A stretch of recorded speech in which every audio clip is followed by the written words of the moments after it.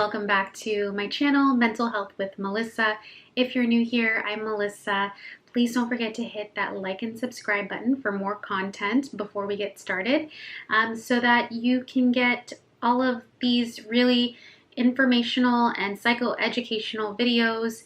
If you press that notification bell. I am a licensed clinical social worker, a therapist, a clinical supervisor, and I have a private practice, and I recently passed my dissertation defense for my PhD in psychology. So today, I'm really happy to be sitting down in front of the camera. Again, this is the first time in a very long time that I've done a video. My last video was LCSW test prep, and today this video I'm going to be going into some tips on applying for grad school. This video was widely requested by a few people on my social media, on my Instagram, and some comments here on YouTube.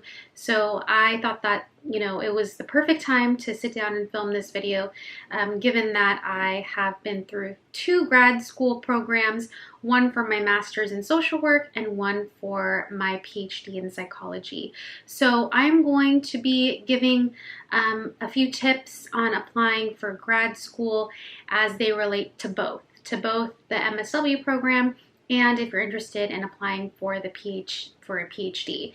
And so I'm just going to break down some very brief steps about what you really have to be eligible to apply for a master's in social work program and for a PhD program in psychology. For your MSW, if you are applying for a master's in social work graduate school program, you are required to have a bachelor's degree in some sort of whether it be social science or I think it really depends on the particular MSW program, but as long as you have a bachelor's degree, you're going to want first to have a bachelor's degree in something, and then secondly, you have to be graduated and have to have that bachelor's degree. Second, you will likely need some volunteer experience. So if that's something that you are interested in learning more about, then please stay tuned. So I want to start off with my very first tip 1. I'm just going to go ahead and get right into it, which is, I know this sounds really simple and straightforward, but it is to really do your research. So when I say do your research, what I mean by that is look into as many different MSW grad school programs as you can. And the reason why I say this is because there's so many out there, and you want to choose one that is going to be able to accommodate your lifestyle. For example, if you are a full-time employee somewhere and you know that you can't quit your job and you need a part-time MSW program, or if you want to get through the MSW program as fast as you can and you need some sort of expedited program. Now, each MSW school, graduate school program in a certain school or university is different. They're not all the same. So you're going to want to take a look at your lifestyle and then do the research on these different types of programs and see what really benefits you. So that's my first tip, and that's something that you can actually also use for your second tip. So my second tip is to write an amazing personal statement and make sure that you've done your research on that particular school, on that particular MSW program or PhD program, and put that in your personal statement. So for example, like I was saying, if you are a full-time employee and you need a part-time sort of program, then you're going to want to say that in your personal statement too.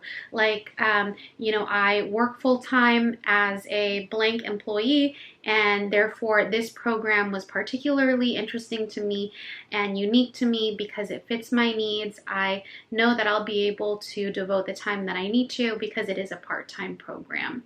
And one thing I forgot to mention, I know I'm kind of jumping around. I was focused on the MSW part because I think a majority of the people on or that watch these videos are hoping to become social workers or apply for their MSW. But as far as the PhD goes, what you will need for the PhD is not just a bachelor's degree, but also some sort of master's degree. So if you are applying for a doctoral program, then they do require usually you to have your master's degree beforehand, and all of that, you know, is going to be confirmed through your official transcripts. So that is what you're going to want to do. First and foremost is, of course, get through those prerequisite degrees, of course. That should not be put to the side, and that's definitely worth mentioning. So getting back into that second tip of making sure that you write an awesome statement, make sure that you include details about what you've researched with these programs into your personal statement. And that also includes telling in your personal statement a little bit about who you are, because these people, the admissions team, they want to know who you are. They want to feel a connection to the people that they're admitting into their program. And so my third tip is to definitely talk about your experience in your personal statement, but that leads to, before you actually apply, gain some experience through interning somewhere, volunteering somewhere, or through working somewhere. So a lot of the time these programs really love to read about and to see in your resume, because a lot of them will require your resume as well, that you have some real world experience. And say, for example, you don't have any experience in the human service field, then it may be helpful to pick up some sort of volunteer job or internship by incorporating some sort of volunteer activity in your weekend or when you have free time. So this could be something that you really enjoy doing, or it can be something that just really you want to kind of dip your toes in the water and see what it's like. And by doing that, again, you'll be able to write that in your personal statement, and you'll also be able to put that on your resume. So as an example, when I was doing my undergraduate degree and I was getting my bachelor's degree, I knew that I wanted to apply for grad school because I knew that I wanted to be some sort of licensed mental health professional. And I didn't have any long-term human service sort of work on my resume. Now, I did do like volunteering at homeless shelters, like here and there for the weekend, but it wasn't anything long term.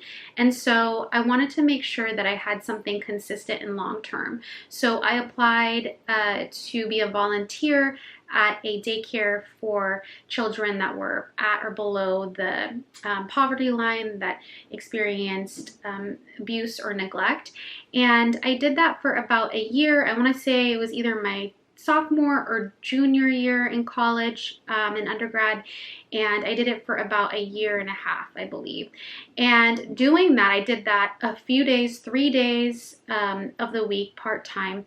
And doing that really gave me the experience that I needed to understand and work with certain populations, and also allowed me to kind of see if that's something that I was still really interested in. So it was twofold. So I was able to learn a lot, first of all, from like the teachers in those like daycare classrooms that I worked with, but also with the kids that I worked with, and apply that to my knowledge and talk about it in my personal statement and add it to my resume.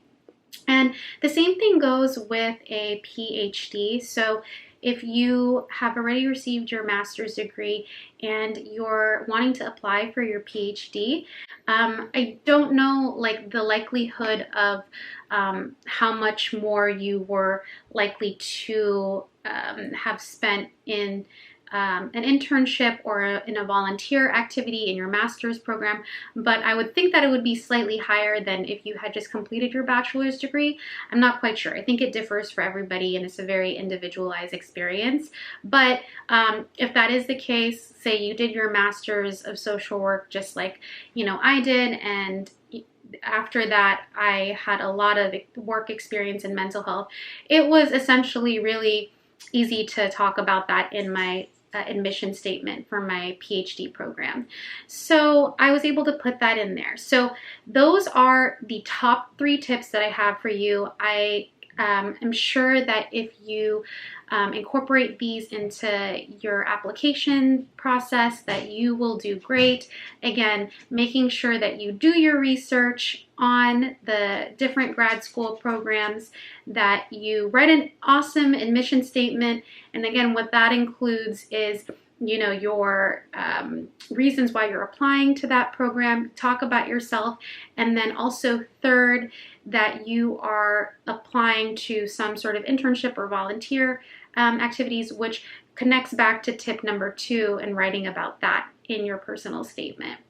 At the end of the day, if you're passionate about it, I am sure that you're going to write a fantastic admission statement and that a program is going to accept you with open arms. So don't forget to try to apply to a couple different ones so that if for whatever reason your top school doesn't pick you, you always have some backups.